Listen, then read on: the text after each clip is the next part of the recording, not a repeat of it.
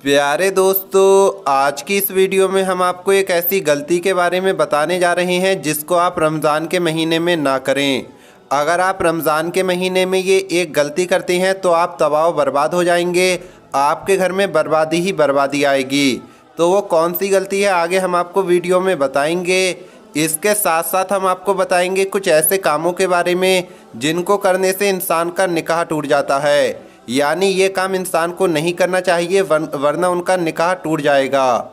साथ ही साथ दोस्तों हम आपको बताने वाले हैं 10 ऐसी बातें जो कोई भी शौहर अपनी बीवी के सामने कभी भी ना करे। बहुत ही प्यारी वीडियो होने वाली है, आप इसे आखिर तक देखते रहिए। वीडियो शुरू करने से पहले अगर आप हमारे YouTube चैनल पर नए आए हैं तो चैनल को सब्सक्राइब करके बेल आइकन ज़रूर दबा दें। तो आइए शुरू करते हैं वीडियो।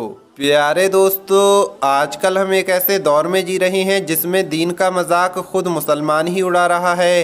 रमज़ान का ये बरकत वाला महीना चल रहा है तो लोगों को चाहिए कि रोज़ा रखें, नमाज़ें पढ़ें, अल्लाह की ज़्यादा से ज़्यादा इबादत करें।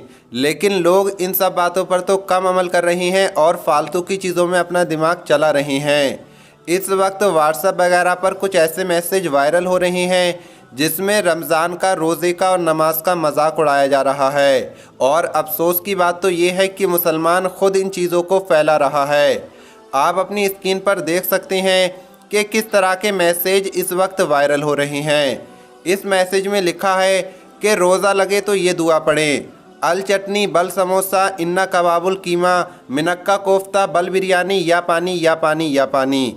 इस पोस्ट में रोज़े और रोज़ेदारों की भूख का मजाक उड़ाया गया है, रमज़ान का मजाक उड़ाया गया है। इसी तरह का एक और मैसेज ये है कि बीवी को शॉपिंग नहीं कराना है तो एतकाफ़ में बैठ जाओ, अस्तगफिरुल्लाह। इस मैसेज में एतकाफ़ और दुआ का मजाक उड़ाया गया है। एक और मैसेज वायरल हो रहा है जिसमें ये लिखा है कि एक पठान बिना टिकट ट्रेन में सफ़र करने लगा। टीटी आया तो पठान नमाज़ पढ़ने के लिए खड़ा हो गया।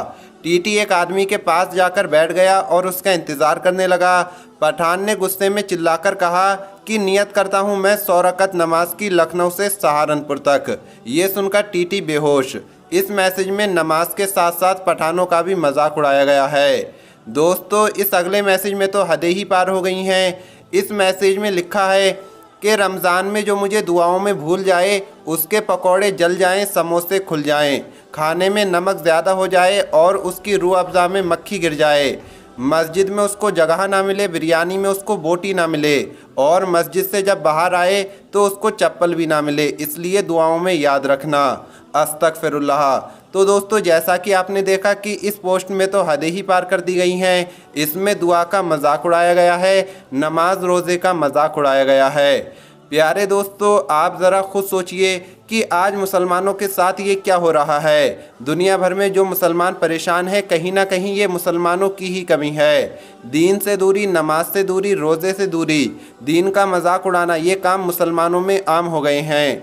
अल्लाह के वास्ते अल्लाह के अजाब से डरो और सही रास्ते पर आ जाओ। प्यारे दोस्तों, अब हम आपको बताते हैं कि किन चीज़ों से इंसान का निकाह टूट जाता है। दोस्तों, मुसलमान होने के नाते शरीयत में जिन कामों से मना किया है उन कामों से अपने आप को दूर रखना चाहिए। और अल्लाह पाक ने अपने बंदों के लिए जो हुदूद मुख्तस किए हैं उन हुदूद में रहकर ही ज़िंदगी बसर करनी चाहिए। कुरानी तालीमात इंसान को ये बताती है कि उसने ज़िंदगी कैसे गुजारनी है, लेकिन अक्सर कम इल्मी की वजह से हम उन हुदूद को क्रॉस कर जाते हैं, जबकि उन कामों में इंतहाई एहतियात की ज़रूरत होती है, वरना बीवी हमेशा के लिए हराम हो जाती है। दोस्तों, इसमें सबसे पहली जो बात है वो मज़हब के हवाले से है। अगर मियाँ और बीवी में से कोई एक शख्स भी नाउज़ुबिल्लाह इस्लाम को छोड़कर कोई दूसरा मज़हब इख्तियार कर ले तो उनके निकाह का रिश्ता ख़त्म हो जाएगा। और अगर इसके बाद वो एक दूसरे के साथ रहेंगे तो ये एक हराम काम होगा। दोस्तों, आपने देखा होगा कि मर्द हजरात अक्सर जब बाहर के मुल्क में जाते हैं तो वो किसी गैर मुस्लिम लड़की से शादी कर लेते हैं। इसके बाद उनके बच्चे भी हो जाते हैं। फिर बाद में पता चलता है कि लड़की ने तो इस्लाम कबूल किया ही नहीं है, लड़की अपने मज़हब पर कायम है और लड़का मुसलमान है। प्यारे दोस्तों, इस्लाम में इस तरह की शादी की इजाज़त नहीं है और ये एक हराम काम है। अगर कोई इंसान इस तरह की शादी करता है तो उसकी बीवी उसके लिए हराम है, क्योंकि इस्लाम में निकाह के लिए मर्द और औरत का मुसलमान होना पहली शर्त है। प्यारे दोस्तों, इसके अलावा रिश्तों के बारे में अगर बताते चलें तो बेटी जब 9 साल की हो जाए तो वो अपने बाप के साथ हरगिज़ ना सोए, ये शरई हुक्म है, इसलिए इसकी पाबंदी बहुत ज़रूरी है। शरीयत ने ये अहकाम इसलिए नाफिज किए हैं कि अगर उनके अहकाम की पासदारी ना की जाए तो उसका नतीजा बड़ा ख़तरनाक निकलता है। बाप बेटी का रिश्ता बड़ा पाकीज़ा और नाजुक होता है। बेटी अल्लाह पाक की बहुत बड़ी नेमत है। जब बेटी 9 साल की हो जाए तो बाप को चाहिए कि उससे प्यार करने में भी एहतियात करे। इसी तरह बाप को चाहिए कि अपने जिस्म को बेटी के जिस्म से दूर रखे, क्योंकि अगर खुदा न खास्ता, 1000 मरतबा खुदा न खास्ता, अल्लाह ना करे, अगर एहतियात ना बरती गई और बाप ने बेटी को ऐसे प्यार कर लिया कि बाप की शहवत या बेटी की शहवत उभरी, तो ऐसी सूरत में उस शख्स के लिए अपनी बीवी यानी उस लड़की की माँ उसके लिए हमेशा के लिए हराम हो जाएगी। और इसी तरह का हुक्म एक माँ और बेटे का भी है। इसलिए हमारी बहनों से भी ये गुजारिश है कि वो अपने बेटों को प्यार करने में एहतियात से काम लें। वैसे तो ये रिश्ते बहुत ही पाकीज़ा होते हैं, इसमें इस तरह के गुनाह की कोई गुंजाइश नहीं होती, लेकिन अगर शरीयत ने हमें इससे मना किया है तो हमारे ऊपर ये लाजिम है कि इसमें एहतियात करें। दोस्तों, इसी तरह से ससुर और बहू का भी रिश्ता है जिसमें बहुत ज़्यादा एहतियात बरतने की ज़रूरत है। ससुर के लिए ये हुक्म है कि वो अपनी बहू को अपनी बेटी समझे और उसे बेटी का दर्जा दे। इसी तरह बाज़ घरों में किसी मजबूरी के तहत ससुर और बहू अकेले होते हैं। उनमें अल्लाह ना करे, खुदा ना खास्ता, 1000 मरतबा खुदा ना खास्ता, कोई ऐसी सूरत पैदा हो जाए जो कि उनको शहवत की नियत से करीब कर दे, तो उस सूरत में भी बीवी अपने शौहर के लिए हराम हो जाएगी।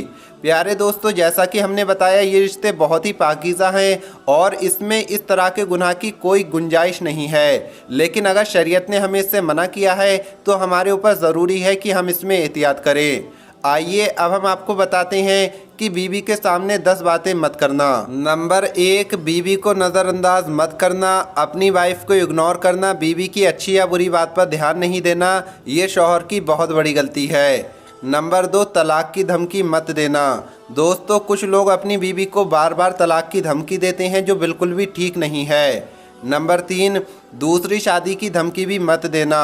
दोस्तों, अगर बीवी दूसरी शादी से मना कर रही है तो फिर भी बार बार उसे दूसरी शादी की धमकी देना, ये भी ठीक नहीं है। नंबर 4, बीवी को बेइज्जत करना, बात बात पर बीवी पर गुस्सा करना, लोगों के सामने उसे जलील करना, ये भी ठीक नहीं है। नंबर 5, बीवी को वक्त न देना। दोस्तों, कुछ लोग ऐसे होते हैं जो दिन भर काम करते हैं और शाम को आकर घूमने निकल पड़ते हैं और अपनी बीवी को वक्त ही नहीं देते, तो ये गलती भी इंसान को नहीं करनी चाहिए।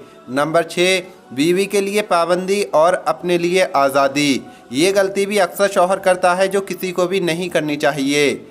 नंबर 7, हर बात में नुक्ताचीनी की आदत। दोस्तों, कुछ लोगों में ये आदत होती है कि वो बीवी के हर काम में गलती निकालते हैं, ऐब निकालते हैं, तो ऐसा भी नहीं करना चाहिए। नंबर 8, तीसरे बंदे के खातिर बीवी से झगड़ा करना। दोस्तों, कुछ लोग किसी लड़के या लड़की की खातिर अपनी बीवी से लड़ पड़ते हैं जो बिल्कुल भी ठीक नहीं है। नंबर 9, बेजा इल्ज़ाम लगाना। दोस्तों, किसी पर झूठी तोहमत लगाना, झूठा इल्ज़ाम लगाना बहुत ही बड़ा गुनाह है। ये गलती कभी भी किसी भी मुसलमान को नहीं करनी चाहिए। और नंबर 10, बीवी को वो मकाम नहीं देना जिसकी वो हकदार है।